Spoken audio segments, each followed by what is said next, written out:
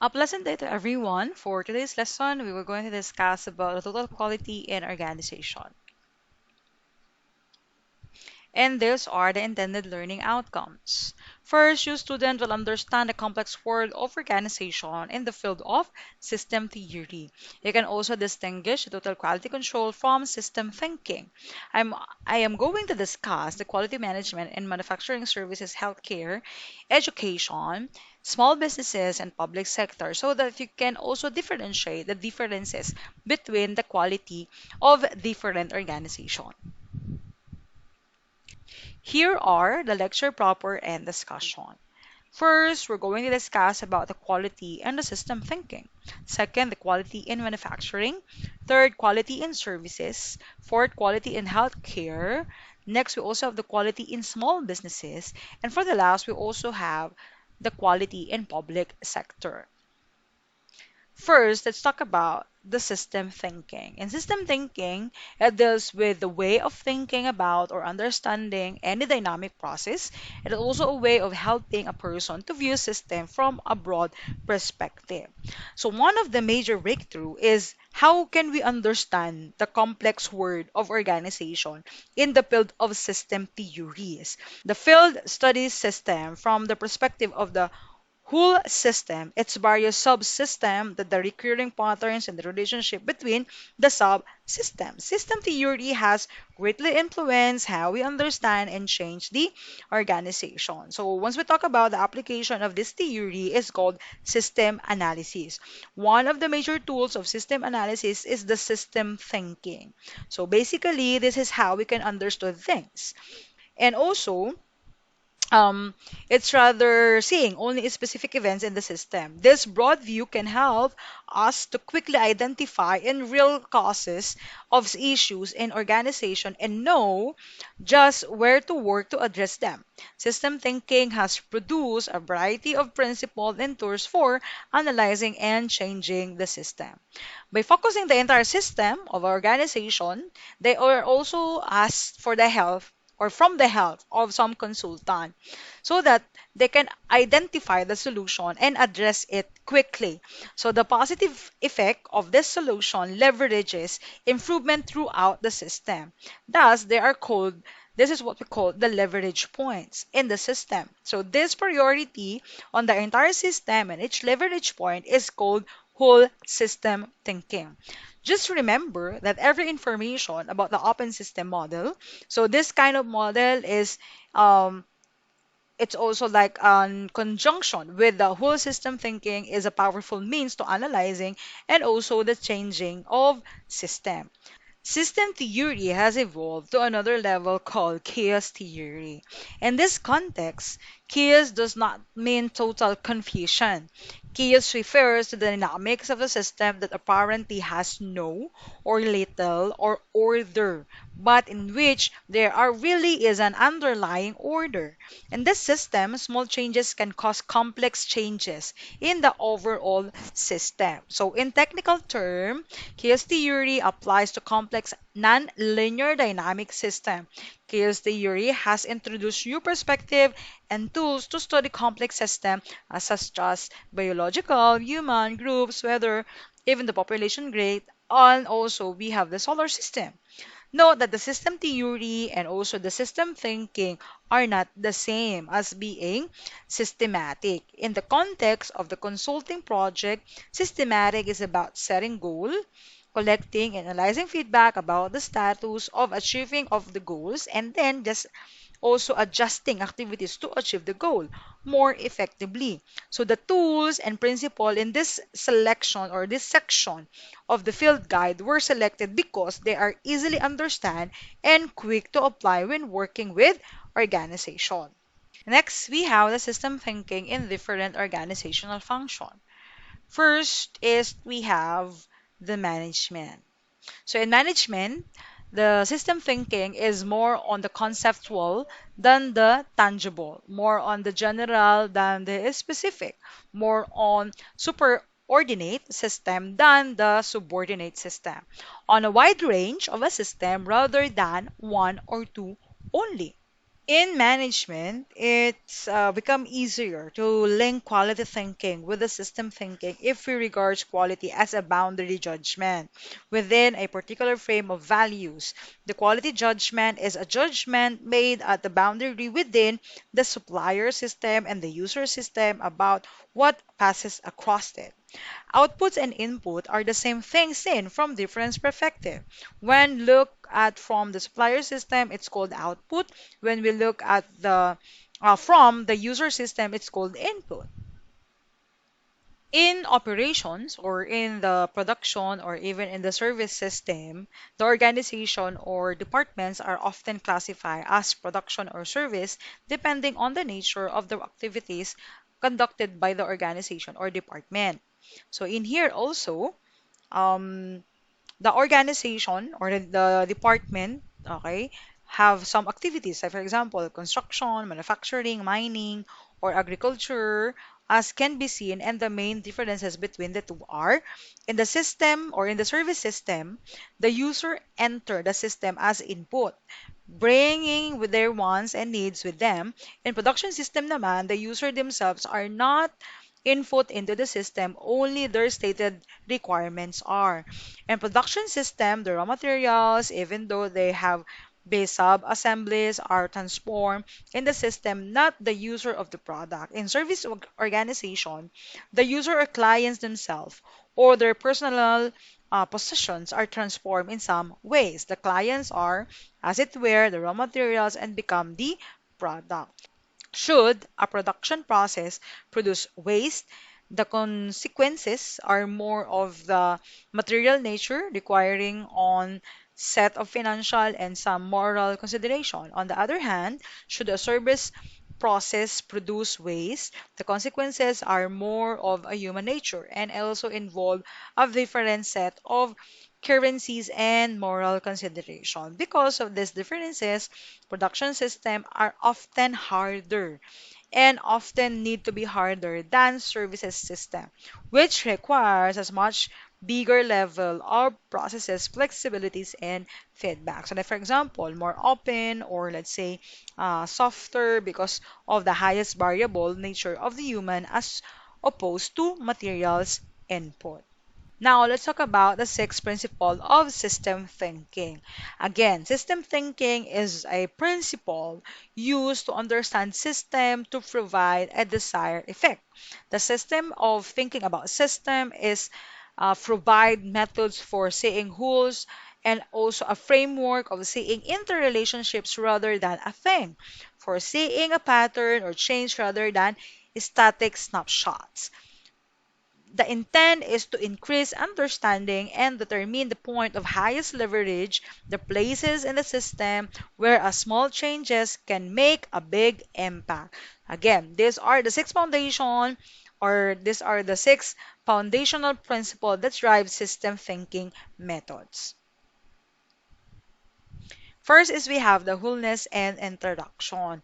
The whole is the or greater than the sum of the parts. The property of the whole, not property of the parts, the product or of introduction, not the sum of action of the parts. So meaning, in organization, we need to be open or we need to give whatever we can, and also we need to interact whatever the idea that can benefits inside the organization. Second, openness. Living system can only be understood in the context of its environment. So meaning, in openness, we need to be open with whatever the idea that we can come up so that not just about the employees can benefit from it, but also the entire organization. Next is we have the patterns or identify as uniformity or similarity that exists in multiple entities or at multiple times. So it must be applicable to all. It must be understandable of everyone. Next is the purposefulness. So in purposefulness, what you know about how they do what they do leads to understand why they do what they do. So everything that are executed in the business, it must have a purpose. So whatever the purpose of this, it must be understandable by all. Next, we also have the multidimensionality. In multidimensionality, to seek complementary relations in opposing tendency and to create visible wholes with invisible parts. And for the last, we also have the counterintuitive. In here, the actions intended to produce a desired outcome may generate opposite results. Next, let's talk about the total quality in organization. First organization is we have the manufacturing. In manufacturing, the quality has a traditionally been considered as a function of the quality department since the quality function is considered part of organization. Budget to fund quality management system go by the wayside for more or better production machines. The perception is that the quality department perform a policing function only responsible for catching bad parts before they get shipped to the customers. Avoiding also the cost of quality become important in producing quality parts. But the quality department doesn't get the funding needed to avoid bad parts. Investing in processes and tools to ensure first-time quality is much harder to justify. With the industrial Internet of Things, more business data brings visibility to executives on the importance of quality beyond simply catching bad parts. Data from the sales and marketing department shows that the quality performance is competitive differentiator. So executives clamor for higher quality. R&D or the research development and even the engineering response by designing products that not only perform and last longer than the competitor's product, but also differentiate and are innovative. Operations see the amount of time they spend chasing deviation, returns, and warranty claims, so they collaborate with production and quality for answer. Next organization is we have the service. The process of managing the quality of service delivered to customers according to his expectation is called service quality management. It basically assesses how well a service has been given as so to improve its quality in the future, identify problems, and even correct them to increase customer satisfaction. Service quality management encompasses the monitoring and maintenance of the varied services that are offered to customer by the organization. Next is we have the healthcare. In healthcare, the quality management in health is to ensure that the patient receive an excellent provision of care. Healthcare organizations such as medical clinic and hospitals are responsible for performing these functions to show their due diligence to taking optimal care of their patient by employing quality management application to a healthcare businesses, doctors and administrators can benefit from identifying ways to improve internal processes that will reap more quality outcome for their patients. So most healthcare organizations establish standards or guiding principles that flush out their services expectation. For instance, the guiding principle may be the expectation that the patient shall not wait more than 24 hours to get a phone call returned by their doctor. The quality management also plays a big role in establishing guiding principle. The healthcare field is full of legal regulations.